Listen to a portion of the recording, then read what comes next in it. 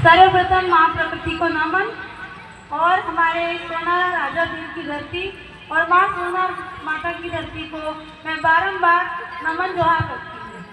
और साथ ही हमारे यहाँ पे आदिवासी परिवार से आए हुए तमाम माता बहनों, वडीलों, गणवीरों, वीर वीरांगनाओं, संत कोटवालों, महात्माओं, गट्टे कमेटी सभी यहाँ पे पधारे हुए लोगों को मेरा तहे दिल से लाख लाख जोहार अभिनंदन करती हूँ। आज का दिन हमारे लिए बड़ा खास दिन है, ये आप सबको पता ही है। और हम लोग विगत 5-6 साल से इस दिवस को मनाए जा रहे हैं। और हमारे सोनभद्र जिले के जैसमंद, सराया, सेमारी, लसाड़िया, जलारा सभी ब्लॉक मिलकर के हम हर वर्ष इसी तरह 9 अगस्त को विश्व आदिवासी दिवस मनाते हैं। और 9 अगस्त विश्व आदिवासी दिवस के उपलक्ष्य में मैं अपने वीर वीरांगनाओं के शिक्षा के स्तर के बारे में कुछ महत्वपूर्ण बिंदु बोलना चाहती हूँ। जैसा कि आप सभी ने देखा है कि शिक्षा के स्तर में हमारे इलाके के लोग कम विकसित हो पा रहे हैं, कम पढ़े जा रहे हैं, ज़्यादा से ज़्यादा फोन का उपयोग हो रहा है, ज़्यादा से ज़्यादा राइटिंग की जा रही है, फालतू के कामों में ज़्यादा ध्यान दिया जा रहा है। ऐसा नहीं करना है हमें। हम सब एक हैं, हमें हमारी संस्कृति को आगे ले जाना है। हम पीछे हैं तो हमें आगे जाना है। और आप सबने देखा ही है कि हम सब कितने पीछे हैं और लोग हमसे कितना आगे निकल गए हैं। तो आप सबने देखा ही है कि देश को आज़ाद हुए 80 वर्ष से अधिक हो गए, लेकिन संविधान में जो हमारे प्रावधान है वो आज तक धरातल पर पूर्ण रूप से लागू नहीं किए गए हैं। ऐसा क्यों है? क्योंकि आप सब लोग कभी जागरूक हुए ही नहीं और कभी आवाज उठाई ही नहीं। और ये सब कब होगा? जब आप पढ़ाई करेंगे।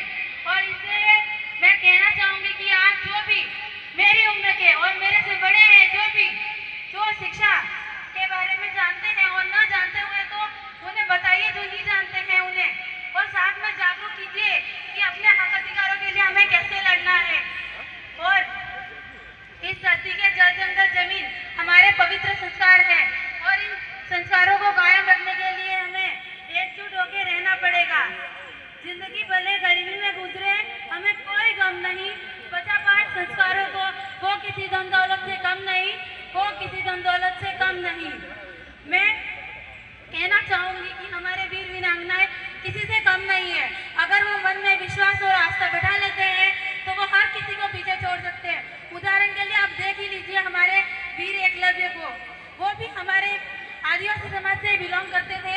उन्हें कोई पहले के समाज में आपको पता ही है कि हमारे साथ में कैसा बुरा व्यवहार होता था। और शिक्षा की तो हमें नसीब ही नहीं होती थी। शिक्षा और कला सीखने का हमें नसीब ही नहीं होते थे हम तो। फिर उन्होंने तो भी मिट्टी की मूर्ति बना करके अपने गुरु से शिक्षा ली और उस समय उन लोगों को यह भी नहीं सहन हुआ और उन्होंने गुरु दक्षिणा के रूप में उनका अंगूठा ही मांग लिया। देखो किस प्रकार से हमारे लोगों के कैसे उनका हुनर छीना जाता है। इसलिए कहती हूँ कि जागरूक होइए और अपने हक अधिकार के लिए लड़िए। और बात करते हैं इकोनॉमिक डेवलपमेंट की। और आप देख ही सकते हैं कि हमारे देश में किस प्रकार विकास हो रहा है। विकास होना अच्छी बात है, लेकिन हमारे लोगों को नुकसान हो ऐसा विकास किसी काम का नहीं है। आप देख ही सकते हैं महाराष्ट्र, मध्य प्रदेश, बुंदेलखंड से केन और बेतवा नदी, वहाँ पे लोगों पीने तक का पानी मौजूद नहीं होता है।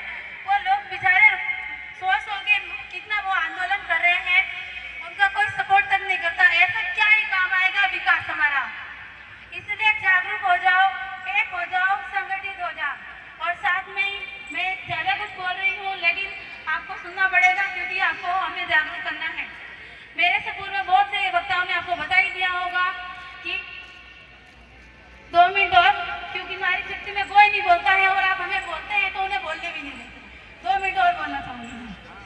9 अगस्त विश्व आदिवासी दिवस, इंडिजिनियस पीपल डे, यूएनओ संयुक्त राष्ट्र संघ में 9 अगस्त 1982 में एक बैठक हुई थी जिसमें हमें 9 अगस्त 1994 से विश्व आदिवासी दिवस मनाने का अधिकार मिला है। लेकिन बड़े दुर्भाग्य की बात है कि हम आप सब 5 या 4 साल से मना रहे हैं।